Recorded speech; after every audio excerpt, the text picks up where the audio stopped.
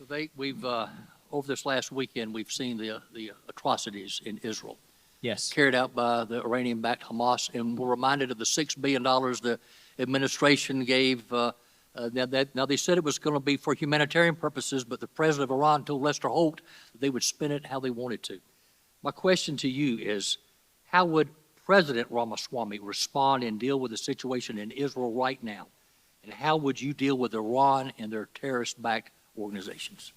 Thank you. I appreciate that. So, first thing that you got to understand is how to cut through when government leaders are lying to us. I don't care if it's this government or any other government across the world. You all know that money is fungible, right? So put yourself in the shoes of, could be the Iranian government, could be anybody. You know there's $6 billion coming. So the money that you would have spent on humanitarian purposes, even if that money is reserved for humanitarian purposes, the other money that you were going to spend before that $6 billion came in is now freed up to be spent on something else. So when someone tells you that you're making a hostage payment or any payment, but that money's reserved for a particular purpose, the green pieces of paper are the same either way. They're fungible. You know this, but it's an extra lesson we've learned is that you have to be alert to when a government official is telling you something that doesn't make sense, even if that's a government official in this country, even if that's a president in this country. So that's what happened there. Now, the reality is what happened in Israel was barbaric. The attack was medieval in its nature. It was inhumane. It is an atrocity of a scale that no nation should have to go through, and Israel has absolutely the fullest right to defend itself and its national existence. And the job of an ally like the United States is to stand morally with Israel and to stand diplomatically with Israel. Now, this is in our national self-interest to make sure that Israel is successful. And I believe Israel will be successful in defending its own border, in recapturing the territory that in recent days has been captured. But our main job is to make sure that Israel is armed and equipped to defend itself, while also taking a reminder here at home that if that can happen in Israel, we live in a moment where that can happen right here at home. Our borders are more porous than they have ever been.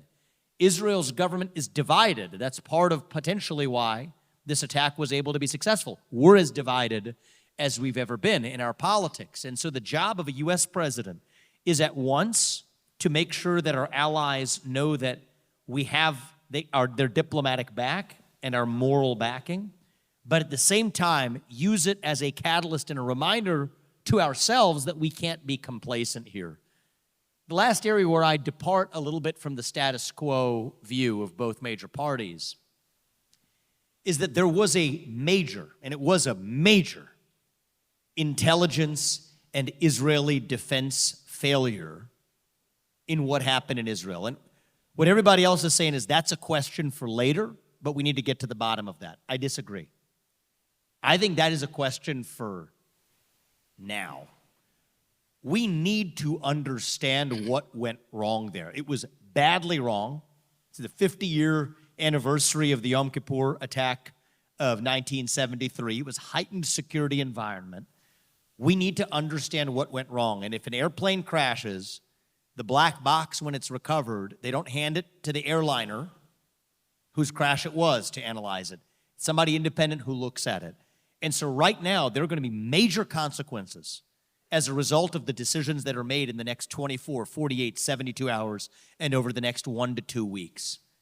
If those decisions are made through the same apparatus or to fuel the same apparatus that failed this badly on an attack that never should have been allowed to happen, then we may be at risk of making even worse mistakes if we don't just take the short time to really understand why the heck that was permitted to happen. Right now, we have no answers, and I don't think we can sweep that question under the rug and save it for later. So that's where I'm a little different than the others.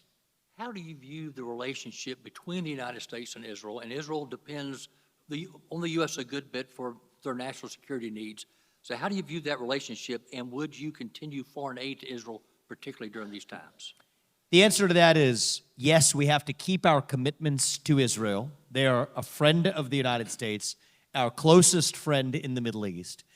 And especially in an era where we will need to turn our attention to the real enemy, that's China, we need a reliable partner in the Middle East who looks after our shared interests and shared objectives. Top of the list is making sure that Iran never, ever becomes nuclear equipped. So the reality, though, is that it's not enough to just say, because sometimes these foreign policy discussions become so reductionist. Is it more aid or less aid? Goes back to that question I just asked. It doesn't matter if the way that Israel is able to defend itself with U.S. intelligence sharing, and the U.S. probably bears some responsibility for this too, results in a massive failure like the one that we had. And so for politics and for headline-grabbing purposes and for politicians scoring points, you can talk about more or less. The thing that actually matters is how effective is the establishment in each of those countries in even achieving those same objectives. And I think we have to get to the bottom of that question before we have superficial, debates about what number of this or what number of that. How did this happen? Against the backdrop of consistent U.S. allyship, supposedly, intelligence sharing, supposedly, that's a question that we need the answer to, or else we're just going to skip that and debate all of the other politically popular topics to debate without getting to the heart of the matter of what really happened.